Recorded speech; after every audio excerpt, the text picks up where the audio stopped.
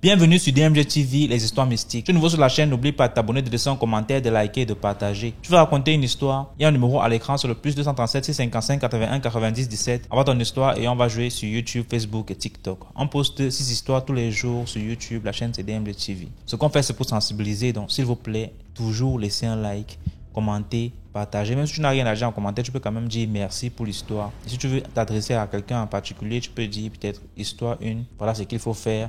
Ou alors poser ta question directement après avoir le H1 que tu vas écrire. Ou alors H2 pour dire histoire 2. Voici. Donc, laissez un commentaire, partagez comme d'habitude. On va commencer avec la première histoire. Bonsoir DMG. Je vous suis depuis. Moi aussi j'ai des histoires à vous raconter. Parce que depuis j'écoute des histoires des gens. Je pense que j'aurais aussi un peu des idées. Les gens pourraient aussi me donner des idées par rapport à mon histoire. Mon histoire date depuis des années. Donc, c'est une histoire de génération en génération. Donc, je suis camerounaise. Donc, actuellement, je suis au Cameroun. Donc, ma mère, je peux dire ma grand-mère, elle est revenue à mariage étant enceinte de ma maman. Ma mère était enceinte des jumelles. Ma mère était jumelle. C'est comme ça ma grand-mère, elle a accouché au village. Son mari a reconnu, le grand-père a reconnu des enfants. C'est comme ça nous aussi, ma mère a grandi, elle nous a accouchés. L'histoire ici m'a été racontée par ma mère. Et à son âme, elle est décédée. Mais je pense que ça joue. L'histoire se joue sur nous. Parce que ce que ma mère m'a dit, c'était vrai. DMG, dans mon village, on a un arbre. On a un arbre dans la cour. L'arbre là, ma mère m'a dit la dernière fois, elle me disait que tu as remarqué cet arbre qui est dans la cour là. Ça produit les gros fruits comme ça là. Les fruits là même, on n'a jamais cherché ce qui est à l'intérieur. C'est gros comme le melon. Mais je n'ai jamais vu cet arbre ailleurs. Donc, c'est comme ça, la maman m'explique que cet arbre-là, c'est le grand-père. C'est le père de son père. Donc, c'est le grand-père qui est allé chez le marabout pour que le marabout lui donne le remède pour que sa régénération progresse, pour qu'il y ait de l'évolution. Donc, c'est comme ça le marabout a trompé le grand-père. Lui, il a donné plutôt autre. Tu peux dire le serpent. Puisque cet arbre-là, ça détruit seulement tout le monde, de génération en génération.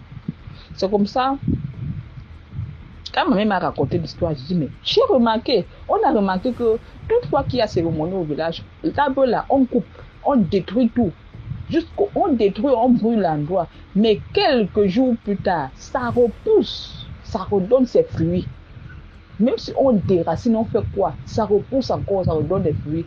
Donc c'est comme ça, ma mère m'avait expliqué que c'est ça qui est le serpent. C'est ça qui nous détruit. On fait tout. Je ne peux pas dire même que dans mon village, là, les mariages se passent. Il n'y a rien. Hein. Nous sommes comme ça. On voyage même, on part à l'étranger, on revient, on est toujours comme ça. Et une fois, une tante de ma mère, elle était gravement malade. Elle a appelé ma mère. Elle a dit à ma mère que elle aussi, elle est allée quelque part à regarder. Mais elle-même, elle a vu que ce n'était pas bien, que le village n'était pas bien. Elle voyait seulement les tombes partout.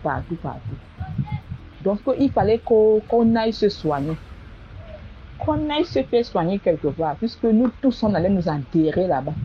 C'est comme ça, je ne comprends pas. Parce que même ma mère, elle était mariée. Elle devait s'enterrer dans le village de son mari. Mais je ne comprends rien. Son corps est retrouvé là-bas. Donc, ça veut dire que nous tous, nous allons partir là-bas. Quand ma mère m'avait raconté l'histoire, j'ai fait un rêve DMG. C'est comme ça, je suis allée au village. Dans le rêve, je suis au village. Maintenant, comme je connais déjà que l'arbre là est dangereux, je commence à esquiver puisque c'est dans notre cour. J'esquive, je commence à passer puisque notre village est regroupé. Les maisons sont regroupées à un endroit, les maisons sont là. Donc, c'est comment, quand j'arrive au village, je commence à esquiver, je commence à marcher dans la brousse, je mange, j'évite, je mange devant les maisons des autres gens, j'ai personne, je mange. Quand j'arrive chez nous, je veux marcher sur la véranda. C'est comme ça, les racines là parlent. J'entends comment il dit que tu ne peux pas t'échapper, je suis partout. J'ai hanté toute la terre. Donc, tout mon côté, mon village, il dit qu'il est partout là-bas. C'est ça, moi, je ne comprends rien. Je suis là, je ne comprends rien. Nous tous, nous sommes comme ça, les oncles sont comme ça là. Il n'y a pas de situation. Tout le monde est comme ça seulement. Quelqu'un meurt seulement, on enterre. C'est ça aussi, je voudrais raconter. Je ne comprends rien. Comment lui, il est allé chercher, il cherchait quoi le grand-père? Comme ça là. Ça détruit tout le monde. Donc mon village même me fait peur actuellement. Je n'aime même pas. Donc, pourtant, mon village, c'est un beau village. Mais j'aime pas. J'étais même en train de dire, maintenant, si je pars au village, je veux prendre seulement l'hôtel. Je ne peux même plus. Donc, depuis l'histoire là, avant, on prenait à la légère, mais je vois vraiment, c'est sérieux, DMJ. C'est vraiment sérieux. Donc, moi, maintenant, mon village, je fuis. Je ne sais même pas. Je regarde seulement. C'est l'autre jour que j'étais en train de dire que je cache même un secret depuis même. Et en dehors de ça, j'ai beaucoup d'autres histoires que moi-même j'ai vécues. Beaucoup d'histoires DMJ. Voilà la première d'abord. Merci beaucoup pour l'histoire. Maintenant, on passe à la deuxième histoire.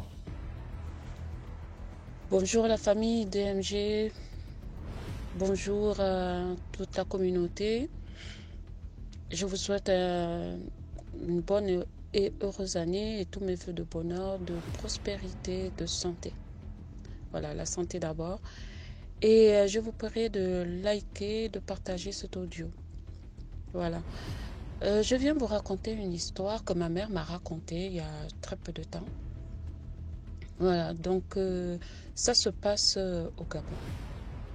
Donc ma mère me dit que c'est une amie à elle qui a vécu. Et en même temps, ma mère, elle a vécu parce qu'elle m'a dit elle assistait à la scène et voilà, c'était horrible. Voilà, je vais vous raconter l'histoire. Donc c'est une dame qui recueille l'enfant, qui recueille sa nièce et l'élève comme sa propre fille parce qu'elle ne faisait pas d'enfants. Donc sitôt après, c'est là qu'elle a eu d'autres enfants. Et c'était une fille, hein, et cette fille, elle était métisse. Donc elle a fait une enfant qui était vachement studieuse. Donc du coup, elle est partie ensuite en France. Elle a fait ses études en France, elle a continué ses études et c'est sa tante qui avait payé les études. Hein. Et après avoir fini ses études, vers la fin de ses études, elle rencontre un Gabonais, donc, et ils décident de se mettre ensemble. Donc quand ils se mettent ensemble, ils décident de rentrer à la fin de leur cursus, de rentrer au Gabon et ils cherchent tous les deux un boulot et puis s'installent. Sauf que quand ils sont rentrés, la maman, la mère biologique de son mari ne l'accepte pas. Donc elle lui fait des histoires et ça se passe pas bien du tout. Par contre, la maman, celle qui a élevé le garçon, ça se passe super bien. Et donc elle se réfugie surtout du côté de la personne qui l'a accepté. Et donc voilà, donc elle, sa belle-mère, c'est la femme qui a élevé son mari. Sauf que la mère biologique, elle était d'une jalousie, d'une méchanceté pas possible. Donc c'est comme ça qu'ils ont un premier enfant. Et l'enfant grandit. L'enfant a dans les coups de 6 ans. C'est comme ça que le gamin tombe malade. Donc ils font tous les hôpitaux. Ça se passe pas bien. Donc eux, ils arrivent, ils ont quasiment passé la moitié de leur vie en France. Donc les histoires d'aller voir les marabouts, les gangas, surtout les guérisseurs, c'est pas ça, ne leur vient pas en tête. Et ils partent, ils sont concentrés d'amener leur enfant, leur fils à l'hôpital. Et malheureusement, le gamin décède. Donc ce qui se passe, c'est que bon, il y a le deuil et c'est là que ma mère intervient parce que donc la maman nourricière, celle qui a élevé le garçon, c'est l'une des amies à ma mère. Donc du coup, elle va assister sa copine qui pleure son petit-fils. Et donc la cérémonie, tout se passe bien. Et maman m'explique que comme c'était un gamin de 6 ans, ils l'ont enterré, ils l'ont enveloppé dans un drap et ils l'ont enterré sans mettre le gamin dans le cercueil. Et donc un jour se passe, le deuxième jour, c'est comme ça que après l'enterrement, la maman elle est enfermée dans la chambre. Tout le monde est dans la maison mortuaire, comme ça se passe chez nous, tous les gens sont là. Et il y a un chasseur qui vient en courant pour dire voilà, il y a quelque chose qui se passe. Donc le chasseur raconte qu'il revenait de la brousse et il passait par le cimetière. Quand il passe par le cimetière, qu'est-ce qu'il voit? Il voit qu'il y avait un chien qui était en train de manger quelque chose. Donc il s'approche, c'est comme ça que quand il arrive près de la chose, il voit un chien en train de dévorer un enfant. En fait, le chien avait gratté le sol, on ne sait pas. Bon, on peut dire que c'est le mystique parce qu'on ne sait pas comment ce chien avait réussi à sortir le cadavre de l'enfant qui était mort et a commencé à manger le corps de cet enfant. Donc le chasseur dit qu'il n'a pas cherché à comprendre. Sa machette, il a donné un coup de machette sur le cou du chien.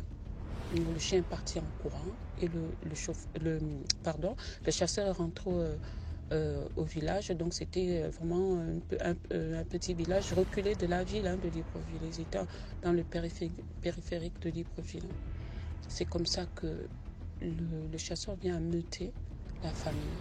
Et la famille et on ne dit rien à la mère en fait. Donc la famille se rue vers le spectacle. C'était même pas un spectacle, c'était vraiment quelque chose de macabre. Et trouve l'enfant complètement qu'on avait commencé à dévorer. Le chien, on ne sait pas où le chien était passé.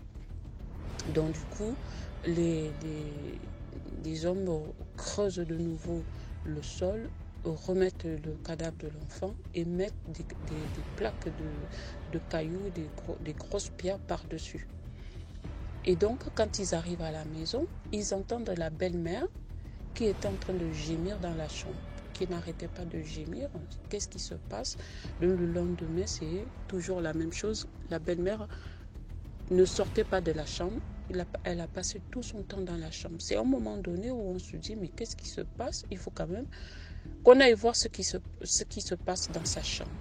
Et c'est là que la belle-mère dit, amenez-moi à l'hôpital, je ne suis pas bien. Donc ils partent à l'hôpital, ils ne font pas attention. Arrivé à l'hôpital, c'est là qu'on voit qu'elle a une grosse plaie au niveau du cou, de l'arrière du cou.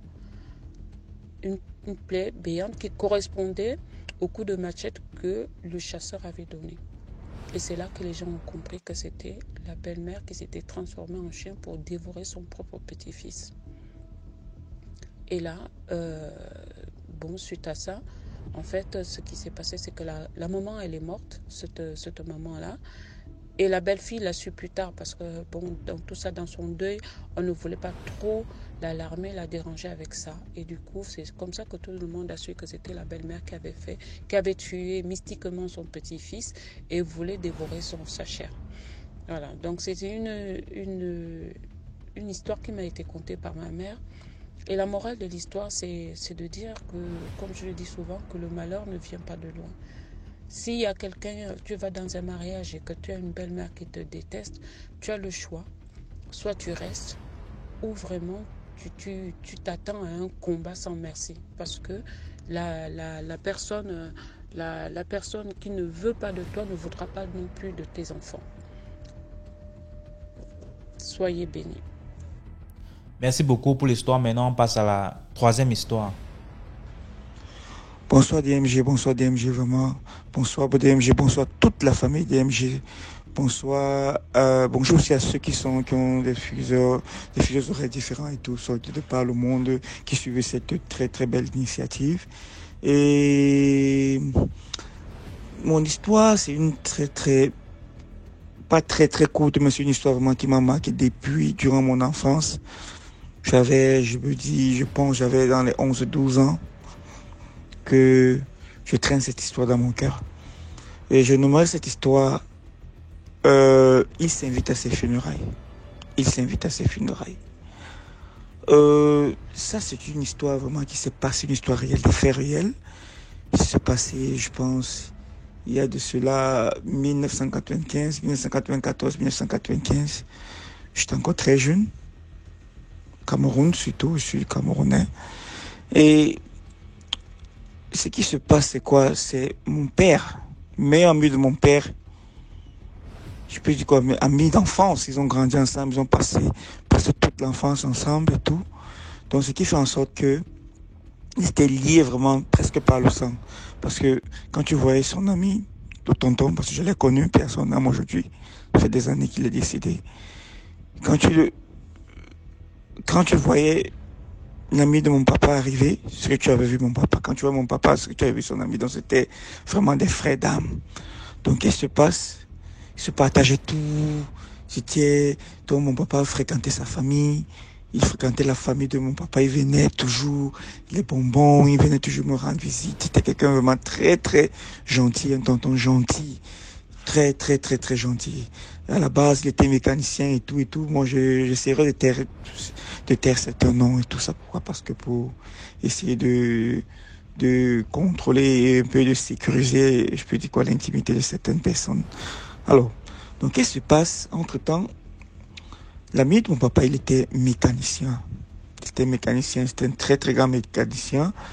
Et il était mécanicien à un niveau très très élevé, qui venait même ici en Europe prendre un peu certains matériels qui retournaient au pays pour, je sais pas, pour créer. Il était dans la création, donc il faisait les chemins. Je peux dire quoi, bref, il était dans un niveau très très élevé dans son domaine, quoi. Donc, créer même les maquettes de voitures et tout ça. Donc, c'était quelqu'un qui était vraiment bien aussi, quoi. Donc, qu'est-ce qui se passe un jour, fatidique. Je me rappelle, il était venu à la maison, il avait dit à papa, et qu'il devait aller pour un long voyage, et que il devait rentrer, je sais pas, d'un moment à l'autre. Bon, il devait aller pour un long voyage et tout ça, donc il devait un peu mettre long, qu'il avait beaucoup de choses à faire, lui, il a des temps de s'en aller et tout. Et c'est arrivé que oui, bon, papa, il n'était pas trop fait. Pourquoi? Parce que papa, à l'époque, papa était couturier et tout. Il disait que non, papa lui faisait comprendre que non, comme tu en es en aller, bon, je pense que c'est mieux qu'on est ensemble pour que je puisse t'accompagner. Pourquoi? Parce que comme je travaille à mon propre compte ici, il n'y a pas de problème, on peut aller ensemble comme ça. Tu finis ce que tu as fait, on retourne. Parce que papa ne voulait pas le lâcher, il voulait toujours. Et le voyage, c'était un long voyage. Il devait peut-être te mettre long là-bas et tout. Bon, c'était toujours, je peux dire quoi, au Cameroun, mais dans la zone du Nord, je pense, oui, côté du Nord là-bas et tout ça, un peu effondré du Cameroun. Donc, c'est un peu ça. Donc, il a insisté, il a dit, non, tu peux rester, non. On sera ensemble bientôt. Bon, je finis juste déjà fait parce que c'est une zone, on va juste réparer. C'était juste, je sais pas, dépanner des voitures de grandes personnes, des personnes de valeur. Cette époque-là qui devait aller, il était parmi des personnes qu'on avait sollicité vraiment pour faire le travail et tout. Donc, qu'est-ce qui se passe? Il a convaincu papa. Papa est resté. Il est parti et tout.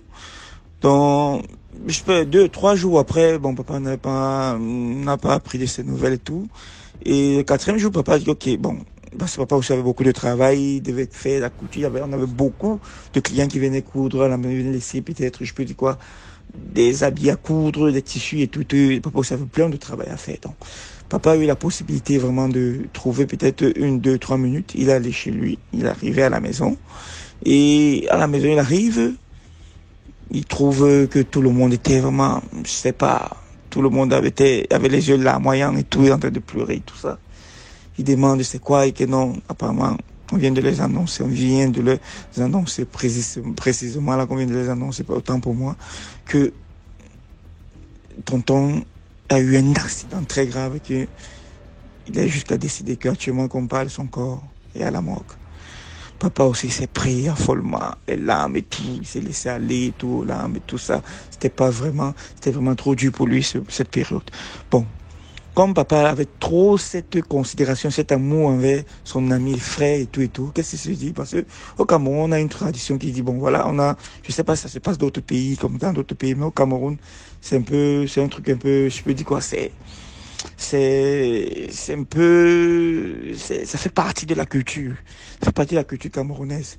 Bon, ça dépend des tribus, mais ça fait partie de la culture camerounaise que peut-être si tu arrives à perdre une personne, tu dois d'abord raser la tête et porter peut-être un vêtement pendant, je sais pas, d'autres vont pendant 1 an, d'autres vont 6 mois et tout. Donc, et c'est un peu ça. Papa a dit que non, moi, je me porte garant. Je vais prendre cette couleur, je vais mettre le bleu, je me rase les cheveux pour mon frère, pour mon ami. Et papa a pris cette disposition-là et tout. Et qu'est-ce qui se passe? Papa est resté, papa allait plus d'1 an, toujours, je peux dire quoi, essayer toujours de faire des messes de requiem et tout pendant ce temps, des prières de requiem et tout pendant ce temps. Et à long terme, jusqu'à 1 an, au bout d'1 an, il a enlevé parce que ça veut dire quoi? Le processus c'est quoi? Papa avec une série d'habits qui était le bleu. Donc il ne pouvait, pendant 1 an, il s'habillait rien qu'en bleu. Rien qu'en bleu. Bleu, bleu, bleu. Et le jour qu'il enlève, il dit, le bleu, c'est un jour de fête. Donc c'est comme on appelle ça plus précisément. Il y a peut-être, parfois on a un peu, je peux dire quoi, on a un peu peut-être, je peux dire quoi, casser la tendance, dit peut-être que c'est un funérail.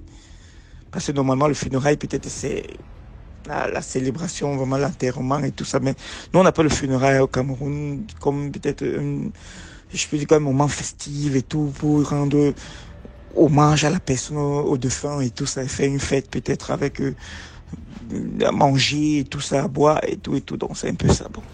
Bon, ce jour, papa, 1 an après, au bout d'1 an, papa, il a changé, il a enlevé le bleu en question, et c'était une très très grande fête. La fête, c'était une très grande funéraille que les gens venaient des 4 coins du pays. Pourquoi? Parce que l'ami de papa, tonton, il était beaucoup aimé. Je vais essayer toujours de taire le nom. La maman était là, sa femme que je connais toujours. Je préfère taire toujours aussi le nom. Tous ils étaient là et tout ça. Donc, ils sont arrivés. Bon. Le jour fatidique de la fête des funérailles, qu'est-ce temps pour moi? Qu'est-ce qui se passe? Il y avait une meilleure amie de papa qui était dans la foule.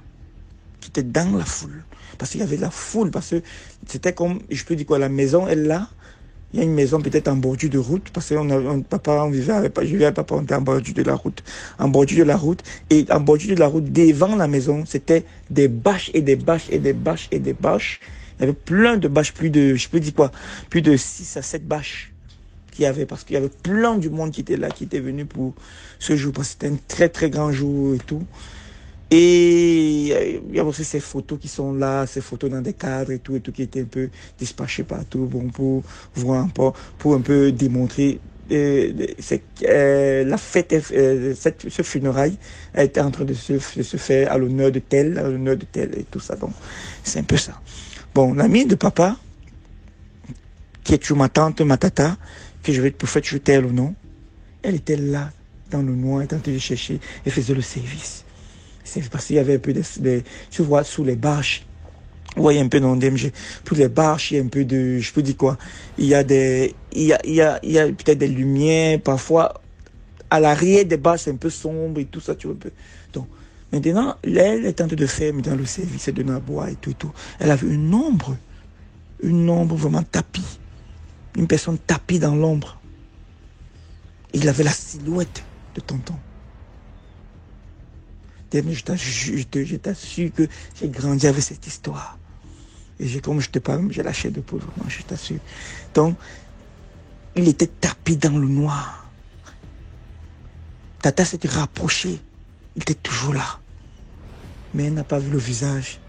Mais il a vu du torse, elle a vu du torse, et tant pour moi, elle a vu du torse juste, puis du coup, jusqu'au niveau des pieds. Et quand elle se retournait, maintenant on l'a appelé pour lui demander un service. Quand elle se retournait maintenant pour aller retrouver la personne, pour rendre service à cette personne, maintenant elle se retourne pour encore aller bien regarder et tout. Il n'était plus là.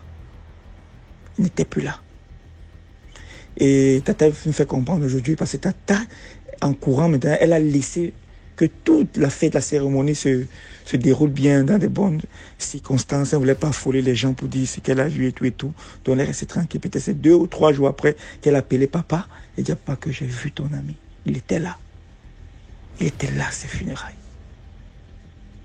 Il était là, bien là, je l'ai vu. Et c'est une histoire qui s'est passée. Papa est resté, il a vécu. Papa s'est dit, il a coulé les larmes. Il a dit, mon Dieu, même dans la mort, il est revenu me dire merci. Il est revenu voir le sacrifice et dépenses. Parce que toute la fête, la cérémonie, imagine plus de 200, 300 personnes. Tout, DMG. Cet argent, les dépenses, c'était que ça venait des poches de papa. Parce qu'il avait l'amour pour son ami, pour son frère. Donc, le jour de ses funérailles, il était là. Et Tata l'a vu jusqu'aujourd'hui. Il y a beaucoup, seul papa qui a cru à Tata, mais beaucoup de personnes, son entourage, n'arrivent pas à comprendre. Mais papa, il croit à 100% parce qu'il savait ce qui les attachait, les liens qu'ils avaient. Donc, juste pour dire, c'est une petite histoire qui m'a beaucoup fasciné depuis mon enfance, pour dire vraiment que parfois l'amitié ne se délie pas comme ça. L'amitié, quand l'amitié est vraie, l'amitié est solide, on se soutient même quand on est parti, on est de l'autre côté, de l'au-delà. On pense à son frère amitié sur la terre des hommes. Donc, moi je dirais, je peux dire que la morale de cette histoire pour moi c'est il faut savoir choisir ses amis. Il faut savoir choisir ses amis, DMG. Parce que des amis, il y a des amis ici sur terre ils vous rendent service, ils sont avec, vous êtes ensemble, vous êtes comme tonton était avec papa. Ils étaient comme des frères. Donc, la complicité qu'il y avait entre eux, il n'y avait pas cette complicité entre les frères de papa, mes oncles. Et papa, il n'y avait pas ça. Jamais ça ne pouvait pas exister. Donc, la morale de cette histoire, qui m'a beaucoup marqué depuis mon enfance, c'est qu'il faut toujours et toujours bien choisir ses amis. Et mettre toujours Dieu dedans, appeler Dieu de te donner vraiment la capacité du choix, de savoir comment. Je sais pas comment je peux dire, bon, de savoir comment faire son choix. Et aujourd'hui, si l'amitié est dégradée, pourquoi? Parce qu'aujourd'hui, si avec tout, tu sais pas comment, tu sais pas qui est qui aujourd'hui, avec des cas d'empoisonnement partout de gauche à droite, tu sais pas qui est vraiment ton ami. Tu sais pas qui est vraiment ton ami. Donc, c'est un peu cette petite histoire qui m'a beaucoup vraiment, je peux dire pas qui m'a animé, qui a animé mon enfance, qui est resté ancré à moi, que je me suis dit que non, le fait que tu as mis cette initiative sur pied, je vais partager cette histoire avec toi et avec la famille DMG. Et sur ce, je reviendrai. Pourquoi? Parce que j'ai beaucoup d'histoires, parce que grand-père m'en a vraiment bien raconté, bien conté. J'ai plein d'histoires, mais je reviendrai, DMG. Et que Dieu vous bénisse, vraiment la famille DMG, que Dieu te bénisse DMG, et que cette histoire soit bénie par le nom, que je vais plus te dire autant pour moi, cette émission soit bénie par le nom puissant de Jésus-Christ. Passe une bonne soirée, et à vous aussi, bye bye. Merci. C'était mon histoire. Merci beaucoup pour l'histoire. Maintenant, on passe à la 4e histoire. Bonjour DMG, j'espère que vous allez bien. Excellente année 2024 à vous. L'histoire que je vais raconter est une histoire que j'ai vécue, que je vis.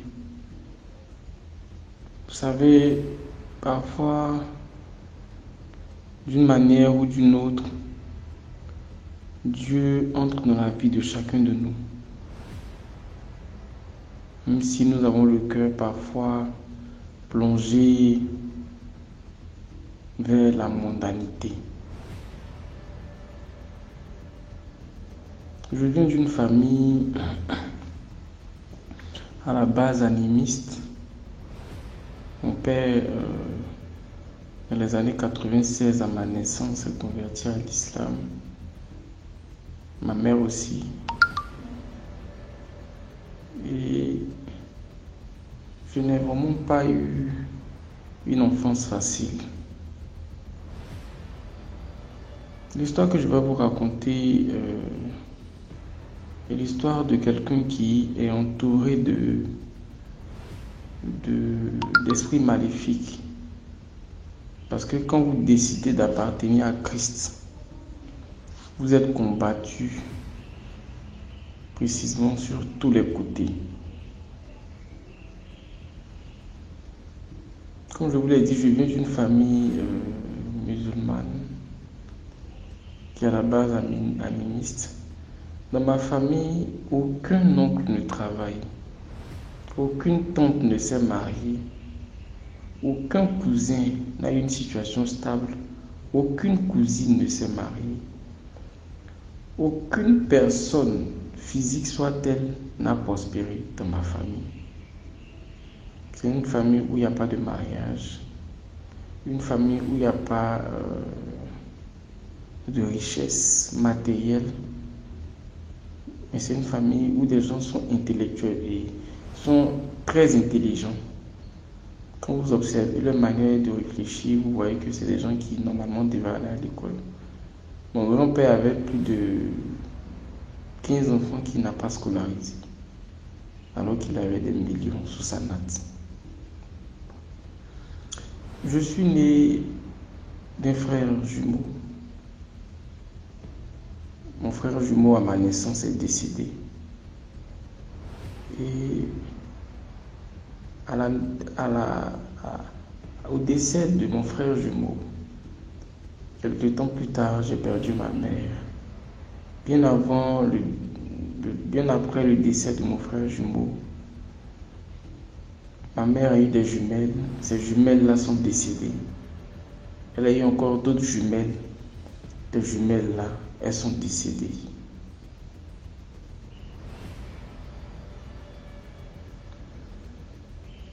Elle a eu encore un autre enfant, l'enfant est décédé. Et en 2005, le 25 juillet 2005, ma mère est décédée aussi.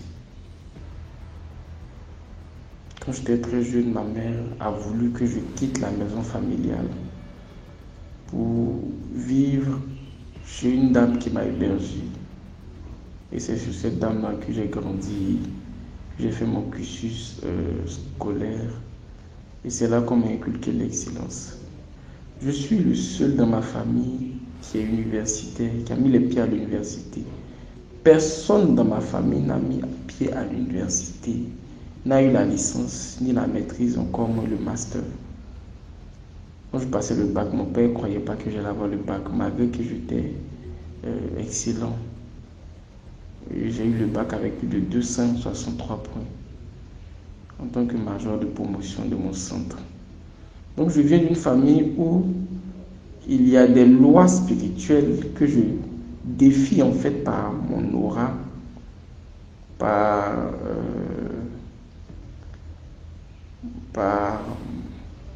ma personne en fait. J'ai jamais été l'enfant chouchouté. Quand je suis revenu quelque temps après chez mon père qui s'est remarié, je dormais dans le garage du voisin.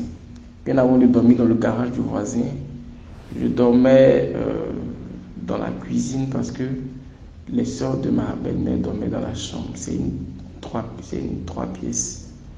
Donc j'avais tout le corps infecté par les insectes. Il fallait que je me réveille très tôt le matin pour aller à l'école, au lycée. Quelque temps après, on a demandé de dormir dans la chambre, elle a refusé, donc on ne savait pas où aller. Il y avait une cabane abandonnée dans la cour. C'était le garage du voisin. C'est là que j'ai passé 10 ans de ma vie, à dormir dans le garage du voisin. Quand il pleuvait, dans ce garage-là, on jetait les ordures. Donc quand il pleut, ils viennent jeter les ordures, ils viennent jeter les... Quand je parle d'ordures, ils viennent jeter les objets qu'ils n'utilisent plus. Et quand il pleut, la toiture, ça coule en fait. Donc je suis obligé de mettre mes affaires sur le côté afin de ne pas voir mes documents mouillés, parce que j'ai été orienté en faculté de droit à cette époque. Je marchais des kilomètres pour aller à l'école, parfois à l'université dans la faim. Et je me suis toujours posé la question, pourquoi on me haït tant dans ma famille? Parce que dans ma famille, je suis extrêmement détesté. Détesté de par mes oncles, détesté de par mes tantes, dont je ne connais clairement la raison. Vous savez, parfois ne cherchez pas à savoir qu'est-ce que les gens vous reprochent physiquement. Cherchez à connaître votre identité spirituelle. Quand vous connaissez votre identité spirituelle, vous n'avez plus peur, parce que vous savez vos origines célestes. Dans ma famille, personne n'a pu réaliser quelque chose. Je me suis toujours posé la question, au fil du temps, quelle était vraiment la réelle cause de tout ce qu'on traversait comme pauvreté, comme calamité. Il fut un jour où j'ai réuni les jeunes de notre famille pour dire, mais pourquoi est-ce que les jeunes ne se marient pas? Pourquoi est-ce que les filles ne font pas tant? Ce jour-là, on m'a traité de rebelle, on m'a dit de laisser ça comme ça. Bon. Alors que moi, depuis tout petit, je veux toujours réussir, j'aime les choses grandes, j'aime la grandeur. Donc, quand j'étais chez mon père, pour pouvoir manger, parfois, j'étais sur les chantiers, je dormais sur les chantiers, je travaillais en tant qu'aide-maçon pour pouvoir avoir de quoi manger. Alors que mon père, je ne peux pas dire travaillait, mais il se débrouillait à la radio-diffusion télévision ivoirienne. Il gagnait une modique perdième qui lui permettait de subvenir aux besoins de la famille. Après ça, j'étais là et je ne comprenais toujours pas ce qui m'arrivait. Donc, il fut un temps où c'était vraiment très difficile. J'ai décidé de quitter la maison familiale parce que j'avais énormément de blocages. J'ai eu des correspondants qui sont quittés au Canada, qui sont venus en Côte d'Ivoire pour m'aider. Ils sont venus m'oublier, ils sont partis. J'ai même des amis qui consultent. Pendant que je militais dans un groupement politique, que je vais taire le nom, qui m'ont dit, écoute, les gens sont vraiment assis dans ta vie. Et que la personne qui est assise dans ta vie, là, elle est auprès de toi. Elle est chez toi à la maison. Tu manges avec elle, mais tu ne sais pas que c'est elle. Bien évidemment, j'ai commencé à affleurer l'état d'esprit du comportement de ma belle-mère, qui parfois peut-être battait mettre des courriers, des œufs dans mes habits. Sincèrement, j'ai toujours été un élément martyrisé. Vous allez peut-être penser que je suis en train de me victimiser, mais ce sont des choses que j'ai vécues réellement. Après, mon père a dit, bon, au lieu que tu vives à Niamey, la maison, parce qu'il avait une maison à Niamey qu'il louait avec sa deuxième femme, viens, tu vas vivre chez mon amie, une certaine dame dont je vais taire le nom, à Angré. La dame, j'ai vécu chez elle. Et là encore, son frère, un homosexuel, tard dans la nuit, a voulu me violer. Il a voulu me sodomiser.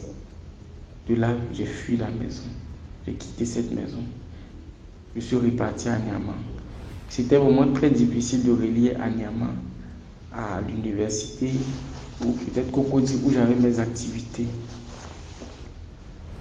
Donc mon père encore a proposé, bon, va vivre chez monsieur X, je vais taire son nom à Cocody. Et là, chez monsieur X, c'était encore le calvaire que j'ai vécu là-bas. Je n'ai jamais compris pourquoi, quand j'arrivais dans un endroit, j'étais si détesté. Je me suis dit, peut-être que c'est mon orgueil, peut-être que je suis peut-être orgueilleux ou peut-être arrogant.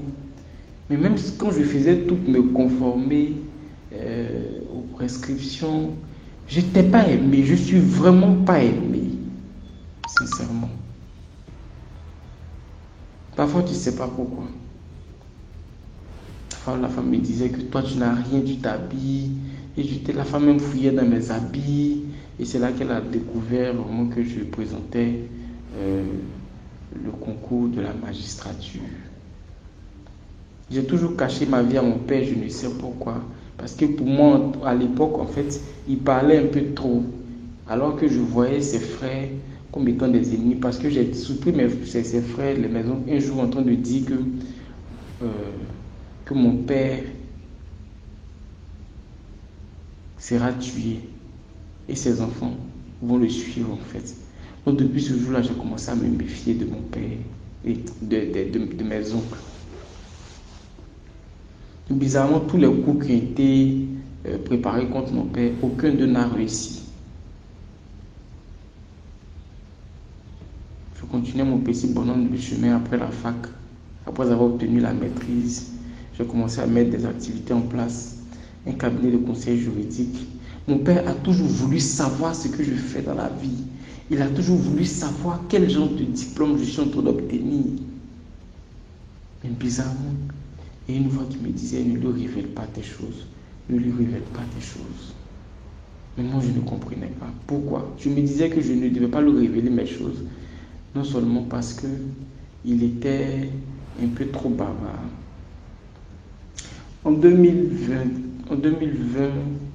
lorsque il a déménagé d'Anyama avec sa deuxième femme pour venir à Faya, j'ai vécu avec eux à Faya. Et là, c'est là que j'ai connu Christ. Donc, voilà, des fois, le soir, je passe mon temps à prier. Quand il n'est pas là, je passe mon temps à jeûner. Un jour, mon père est venu découvrir une Bible dans mes affaires. Il a crié. Je t'ai dit que je ne veux pas voir de Bible chez moi à la maison. Je sais pourquoi je dis je ne veux pas voir de Bible chez moi à la maison. Je sais pourquoi. Je ne veux pas voir de Bible chez moi à la maison. Son visage a changé. Je n'ai pas compris. Et j'ai consulté un pasteur qui m'a dit non, qu'il y a un esprit de serpent dans votre famille. En tout cas, j'ai consulté beaucoup les marabouts. J'ai consulté beaucoup les féticheurs. Aucun d'eux ne m'a donné une réponse concrète. Jusqu'à ce que l'Éternel me révèle certaines choses en cette année 2023.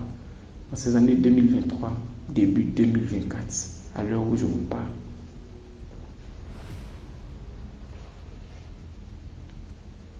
Donc après, j'ai compris que mon père était un peu bizarre par son comportement. Il me faisait asseoir parfois que les gens qui font les choses, ils disent à leurs parents pour que leurs parents les soutiennent. Toi, tu caches tes choses à ton papa, tu penses que je suis ton sorcier. Il dit non, papa, c'est pas ça.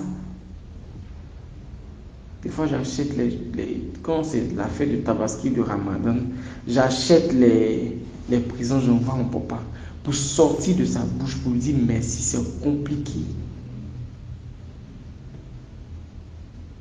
Le viol est la dérélation dans le pays, avec le parti au pouvoir. Mais jamais, il n'a voulu dire mon fils, voilà. Pour moi, je n'attends rien de lui, je me cherche. Donc, il a toujours voulu savoir ce que je fais dans ma vie, où je vais, qu'est-ce que je fais comme activité. Et je n'ai pas compris pourquoi le viol a fait ça. En 2021, il m'a aidé à louer un appartement. Je vivais dans un quartier près de la maison. Et j'étais là, j'avais que des blocages, que des cauchemars. Et un jour, une voix m'a dit, il faut que tu quittes ce rayon. Donc j'ai pris la résolution, j'ai commencé à prier. Dieu m'a permis d'avoir l'argent de la caution. Et j'ai décidé de trouver une maison. Mais en 2021, j'ai rencontré une fille dont je vais taire le nom. Une très belle jeune fille. Pendant que ça n'allait pas, c'était un peu compliqué. Parfois, je dormais dans les amphis. Elle est venue vers moi. Et elle a décidé qu'on sorte ensemble. J'étais un peu sceptique parce qu'un jeune qui n'a rien comme moi va sortir avec une fille de cette classe. Mais je n'ai pas compris en fait. Donc en 2021, on sortait ensemble. Et j'ai une petite soeur qui m'a dit, est-ce que la fille là, tu la connais? Pourquoi c'est maintenant, au moment où tu veux présenter le concours de la magistrature, qu'elle rentre dans ta vie? J'étais là, j'étais un peu sceptique. Je me suis dit, bon, ce qu'elle est en train de raconter n'est pas trop important.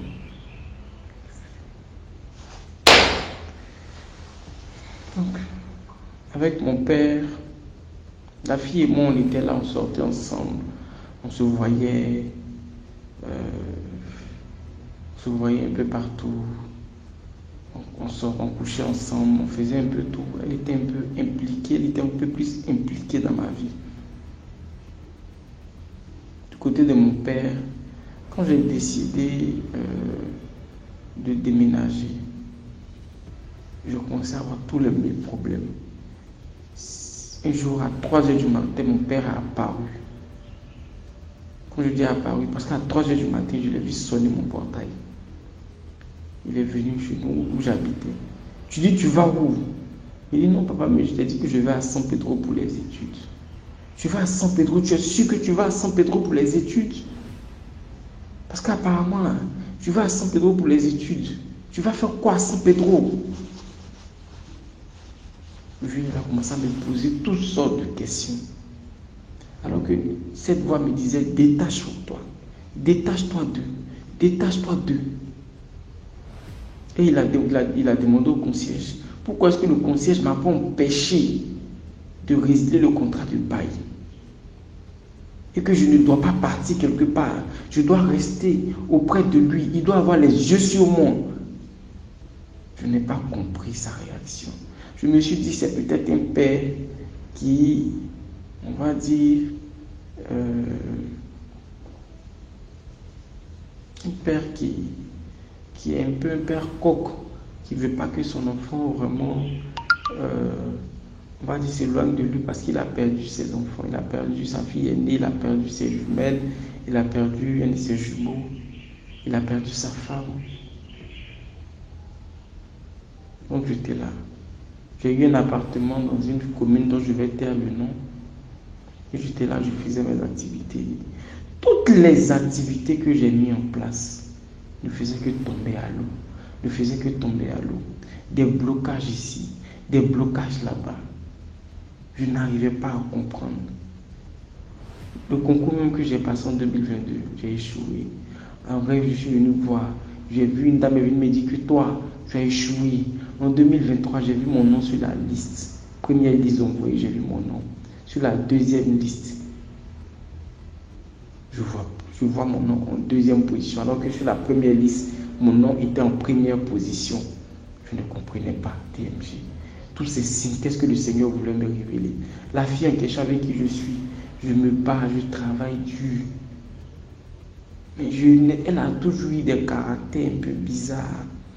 Lorsque j'ai une activité, j'ai une affaire, que je lui dis, ça tombe à l'eau. Lorsque je lui parle de mes projets, je ne vois pas d'engouement, je ne vois pas de soutien, je ne vois pas, je sens qu'elle dit oui, ça va aller, en tout cas, tu vas t'en sortir. Parfois, elle en parle, mais tu as l'impression que c'est pas la personne elle-même qui s'exprime. Et quand j'ai échoué au concours de la magistrature, j'ai remarqué, c'est pas une joie, mais j'ai remarqué une réaction comme ça, comme si elle s'attendait à ça. Non, ça va aller, vraiment, c'est comme ça ici, que voilà, j'ai vu vraiment un comportement bizarre, jusqu'à ce que là, je mets des activités en place qui s'écroulent, je me retrouve endetté, poursuivi par des clients de partout. J'étais là, j'ai dit, mais Seigneur, qu'est-ce que tu me veux? Qu'est-ce que tu veux que je fasse? Parce que je t'ai donné ma vie et j'ai tous les problèmes. Mais ce que j'ai compris, c'est que quand vous êtes en Christ, vous êtes l'ennemi juré du monde. Retenez-le. Quand vous êtes en Christ, que vous êtes l'ennemi juré du monde.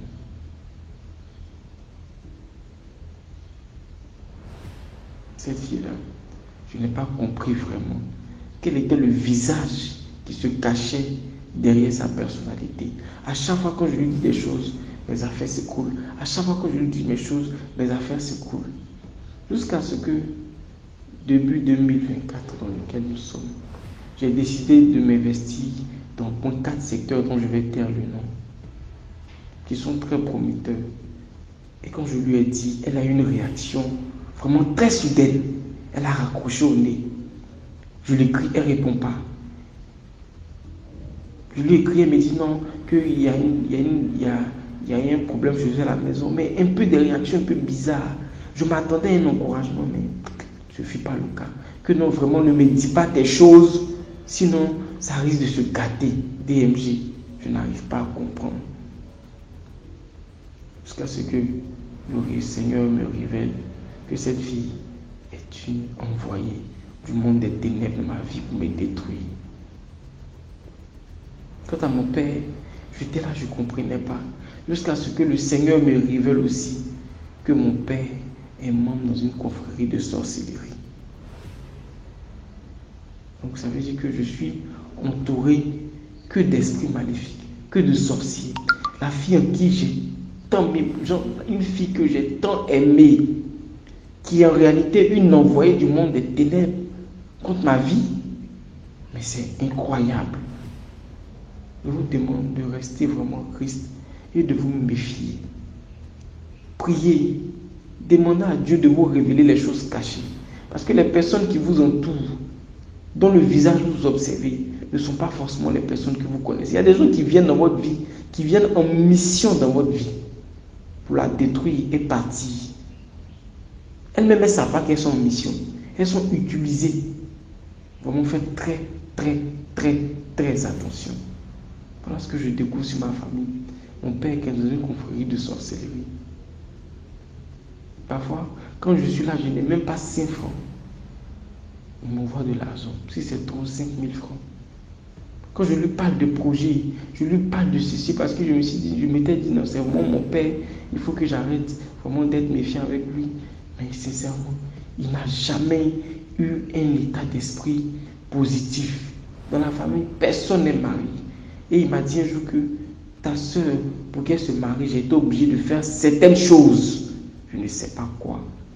Et je découvre que dans le monde spirituel, eux tous, ils sont riches. Et dans le monde physique, tout le monde est pauvre. Mais je l'ai dit, je le témoigne et je le confesse. Je suis l'exception à la règle, à la loi familiale. Je sais qu'ils vont me combattre.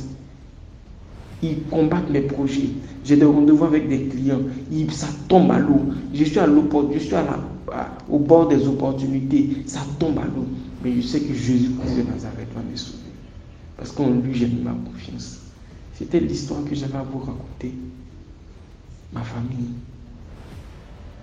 entière qui est dans un clan de sorcellerie.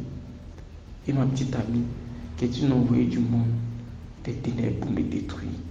Merci beaucoup DMG pour le canal que tu donnes à tout un chacun d'exprimer son histoire. Bon, merci beaucoup. La fille, elle est extrêmement belle, mais vous ne pouvez pas imaginer qu'elle est une envoyée du monde des ténèbres dans ma vie. Mon père est mon ennemi juré dans le monde des ténèbres. Parce que, en fait, je viens défier les lois de la famille. Moi, je vais apporter la richesse. Moi, je veux réussir. À travers moi, des gens ont réussi, donc des gens doivent réussir. Donc, il faut qu'on me combatte. Plusieurs fois, on a attenté à ma vie. Et sincèrement, ma petite amie, elle n'a jamais eu elle ne s'est jamais réjouie de la réalisation de mes projets.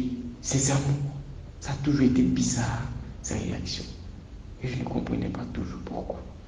Priez afin que Dieu vous révèle qui sont les personnes qui sont près de vous. Sincèrement. Merci, DMG. Merci beaucoup pour l'histoire. Maintenant, on passe à la 5e histoire. Bonjour les DMG et les DMGN. J'espère que vous allez bien. Bonne année à tous, santé, bonheur et longévité. Alors, je viens conter une histoire qui n'est pas très longue. Une histoire qui s'est passée ici, à Libreville. Alors, c'est l'histoire d'un jeune homme qui était fils spirituel d'un prophète dans une église de la place. vraiment très loyal, hein, très obéissant. Il avait une petite amie qui l'avait emmené dans l'église. Et donc, après, le papa spirituel lui a demandé de sacrifier sa petite amie s'il voulait grandir spirituellement, s'il voulait avoir un poste à l'église. Ce qu'il n'a pas hésité à faire, il a appelé la copine qu'il voulait la voir. Elle est venue. Et c'est là où il a tué. Il a tapé quelque chose derrière la tête, à la nuque. Il a tapé un objet contondant à la nuque. Elle est décédée.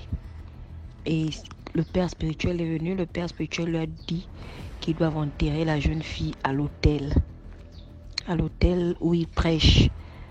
Ce qui va donner plus de pouvoir, ce qui va... En fait, ils auront de l'élévation spirituelle et le fils spirituel aura un poste important. Donc, dans la nuit, ils ont enterré la fille à l'autel de l'église. Et pendant ce temps, 2-3 jours, les parents cherchaient la fille. Et les parents connaissaient le petit ami. Ils l'ont appelé et que on cherche notre fille. Elle a dit qu'elle venait chez toi. Oh non, elle est venue chez moi, mais après elle est rentrée et tout. 1 mois, 2 mois, là on ne voyait pas la fille. Et dans l'église, il y avait une maman qui priait. Donc, elle a invité une de ses voisines pour dire, viens un peu écouter la parole de Dieu dans mon église. Ils sont arrivés, le pasteur prêchait et tout, il y avait le culte. Et entre-temps, la maman qu'on avait invitée, elle, c'était une personne qui voyait, en fait, qu'il y avait un 3e œil. Parce qu'elle était initiée. Donc, pendant qu'ils étaient en train de prêcher, elle voyait une jeune fille qui avait une robe rouge qui pleurait à l'autel. Qui lui disait, s'il te plaît, aide-moi, on m'a enterré à l'autel. Aide-moi, mes parents me cherchent, je ne repose pas en paix, s'il te plaît, aide-moi. Elle a voulu négliger ça, insister. Et après, elle est rentrée en transe, elle s'est levée. Elle a commencé à dire, non, il y a une fille qui est enterrée ici à l'hôtel. Il y a une fille qui est enterrée. Le pasteur a voulu embrouiller, non, ce sont les esprits. Elle dit jamais, ce n'est pas les esprits, il y a une fille qui est enterrée. Elle dit qu'elle ne repose pas en paix. Elle veut qu'on donne son corps à ses parents pour qu'on puisse bien l'enterrer. Elle veut reposer en paix. C'est son copain qui l'a tué en complicité avec le père spirituel. C'est vous qui l'avez tué. Ça a fait tout un tapage. Elle a insisté. Elle est venue, elle a montré l'endroit. Elle a dit la fille est enterrée là. Elle a une robe rouge. Quand on l'a tuée, elle avait une robe rouge. Elle a une robe rouge. Les gens de l'église ont fait un tapage. Après, ils ont dit on va casser pour regarder. Ils ont cassé. Et quand ils ont cassé, effectivement, ils se sont rendus compte que la fille était enterrée. Elle était déjà décomposée. Mais on voyait toujours la robe rouge. Ça a fait un désordre. On a alerté les parents. Ils sont venus. Ils ont brûlé l'église. Ils sont venus, ils ont brûlé l'église. Ils ont arrêté le pasteur et le fils spirituel. Ils ont arrêté. Ils sont allés, jusqu'à aujourd'hui, je vous parle, ils sont en prison. L'église a fermé, tous les fidèles, ils ont cherché la route. Mais aux dernières nouvelles, il paraît que la fille hante toujours son petit ami et le père spirituel. Des fois, ils dorment, ils voient la fille partout. En fait, ils sont devenus un peu comme des fous. Donc, c'était mon histoire. Que faisons attention des églises où nous allons. Faisons vraiment attention, soyons dans la prière. Voilà une jeune fille pleine d'avenir qui a perdu sa vie pour rien. Donc vraiment, faisons très attention. Merci encore. Bonne année. Que Dieu nous garde, les DMGN et les DMGN. Et n'oubliez pas, abonnez-vous, likez, partagez. C'est la famille qui s'agrandit, s'il vous plaît, agrandissons notre communauté. Parce que ce que DMG fait, ce n'est plus pour lui, mais c'est pour nous tous. Merci et bisous à vous. Merci beaucoup pour l'histoire. Maintenant, on passe à la 6e histoire.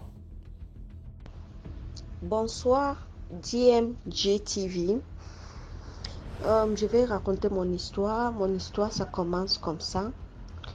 D'ailleurs, en commençant, je suis anglophone, donc si j'ai fait les erreurs par français, donc de m'exprimer, donc il faut que vous compreniez. Et mon histoire, ça commence par comme ça. Quand j'étais petit, j'avais 5 ans, 6 ans, j'ai perdu ma maman. Mais avant qu'elle morte, elle était vraiment gravement malade. Elle était malade, le genre que elle mourant, donc le genre qu'elle-même, elle voyait les gens qui la poursuivaient.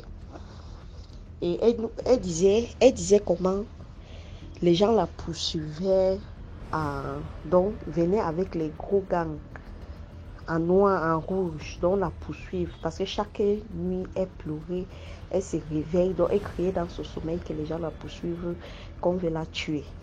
Et elle disait aussi que elle voyait son père parmi les gens qui la poursuivaient. Et quand elle était malade, elle était avec sa mère qui était ma grand-mère. Donc ma grand-mère voyait ça, tout ce qu'elle faisait, c'était que elle amenait les gens de son église locale. Donc, puisque quand elle dit local, ça veut dire qu'on était dans un village, vraiment, Iloja, comme ça, là, quelque part là-bas vers Maoto. Donc, à sud-ouest, après Maoto, ok, le village est juste à côté où on fait le supermont. Donc, on était là, elle amenait juste ces gens de prière pour prier pour ma mère. Malgré que ma mère voyait tout ce qu'elle voyait, elle disait. Donc elle courait, les gens la poursuivaient avec les bâtons, tout. Et jusqu'à quand ma maman est morte. Quand ma mère est morte la nuit là, dès qu'elle est morte, il y avait le sang qui sortait par ses narines. Et dans ses oreilles, dans ses narines et pas ses oreilles. Quand elle est morte, on l'a enterrée si vite. Après maintenant, il y a un temps, quand on l'avait enterrée, dès qu'on dormait, on attendait comment quelqu'un foute son corps dans le mur. Donc on attendait comme si c'était un bœuf, non? Dès qu'on se lève le matin, on voit le coton sur les fenêtres accroché avec le sang. En fait, le temps là, j'étais encore petit, mais j'étais très éveillée et nous tous, on savait que c'était ma maman qui venait parce que la maman, la grand-mère, elle pleurait tout le temps. Elle disait que ouais, tu es déjà morte, il faut nous laisser, voilà. Et après, j'ai commencé à avoir les rêves qu'elle vienne pour venir me chercher parce que elle disait que je devais souffrir. Donc, elle venait avec le valise. Elle me dit comment elle devait souffrir. Mais chaque fois, elle disait à ma grand-mère me disait, ah, tu fais les choses des bébés parce que ta mère est morte. Donc, elle pensait que c'était les caprices, en fait. Jusqu'à j'ai grandi.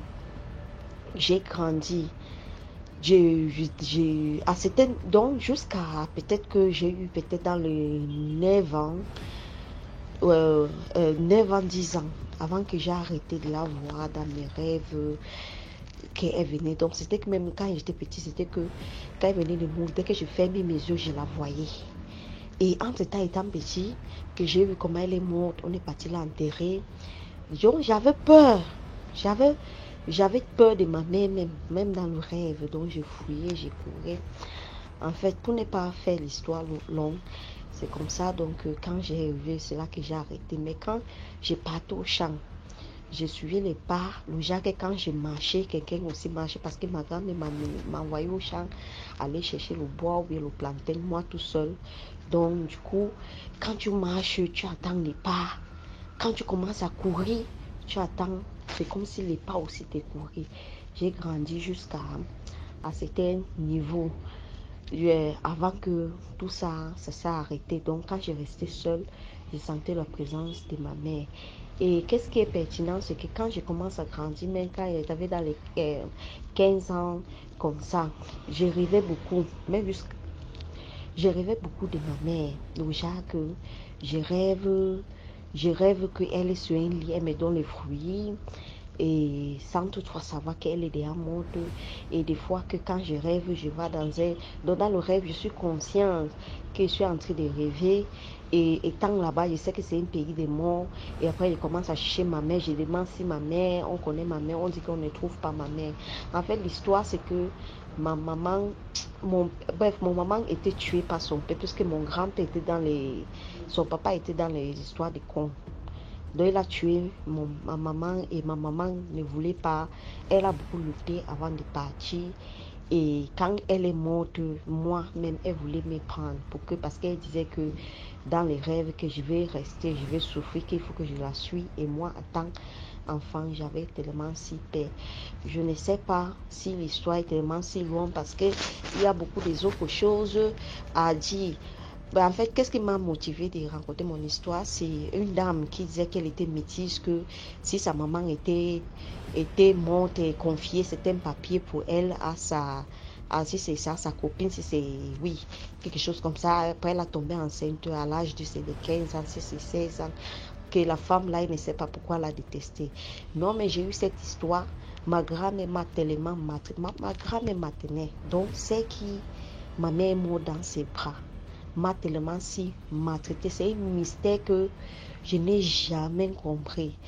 Elle a même eu plusieurs convocations à l'école. Donc, j'avais une de mes petites tantes qui me dépassait à 3 mois seulement. Donc, elle partait à l'école. L'école qui est un peu plus chère, moi j'étais à l'école primaire, à l'école publique. Donc le que je n'avais même pas la tenue, je n'avais même pas les cahiers. C'était mes camarades qui m'aidaient en fait avec les cahiers, qui n'étudiaient, avec la tenue qui sont déjà périmés, on me donne, je partage on me fouettait de venir sans couper les cheveux parce que nous les enfants on coupe nos cheveux et on me fouettait parce qu'il n'est pas, je marchais pieds nus parce que quand je venais à l'école pieds nus on te fouette, on me fouette parce qu'il n'est pas payé le petit et qu'à l'époque c'était à 1500. Donc on me fouettait à toi à raison. C'est là que les professeurs ils étaient en train de bref, ce qui veut dire, donc ils ont remarqué que j'étais toujours donc j'étais bizarre parmi tous les autres enfants. Ils se sont assis, ils se sont renseignés, ils ont constaté que je vivais à ma grand-mère me maltraite et même ils ont vu comment ils ne vont plus me fouetter pour les choses que je n'avais pas. Donc ils essayaient de me laisser le temps de vouloir moi-même chercher comment je vais venir payer parce qu'après quand j'étais classe force, c'est moi-même qui payais ma pension. J'ai parti travailler au champ avec ma copine pour pouvoir avoir les petits agents, les petits jobs, le genre que je partais, on cultivait, on défrisait le champ pour pouvoir avoir un paiement pour venir payer. Mais on me laissait assez de temps suffisant. Donc, son histoire qui dit qu'elle ne sait pas pourquoi la femme l'a détesté beaucoup, pourtant étant. Et quand elle voulait mourir, elle appelait son nom. Mais ma grand-mère aujourd'hui, elle vit encore. Bien sûr que les choses sont maintenant arrangées puisqu'elle a demandé pardon. Mais je ne sais pas pourquoi elle m'a autant détesté. Et chaque fois, je l'avais déjà demandé peut-être 2 fois comme ça, que pourquoi bref, elle me déteste autant. Ce qu'elle a trouvé à me dire, c'est qu'elle ne sait pas. Elle ne sait pas pourquoi, mais elle me déteste juste comme ça là. Donc elle n'a jamais donné la raison. En fait, mon histoire est tellement si longue, j'ai seulement coupé alors pour venir, pour rencontrer. Donc pour expliquer, pour vous rencontrer. Donc si c'est vraiment, si c'est que je dois mettre une mise en jeu pour mieux expliquer, il faut que vous me dites. Mais si c'est bon, vous pouvez partager. Donc JMG TV, je vous remercie. Je remercie tous les abonnés. Partagez, likez et abonnez-vous. Merci, à très bientôt. Merci beaucoup pour l'histoire. Voilà, c'était tout pour aujourd'hui. J'espère que tu as aimé la vidéo d'aujourd'hui. Sinon, laisse un commentaire, like, partage. Si tu n'es pas encore abonné, abonne-toi. On se prend demain 12h pour une nouvelle vidéo. Ciao.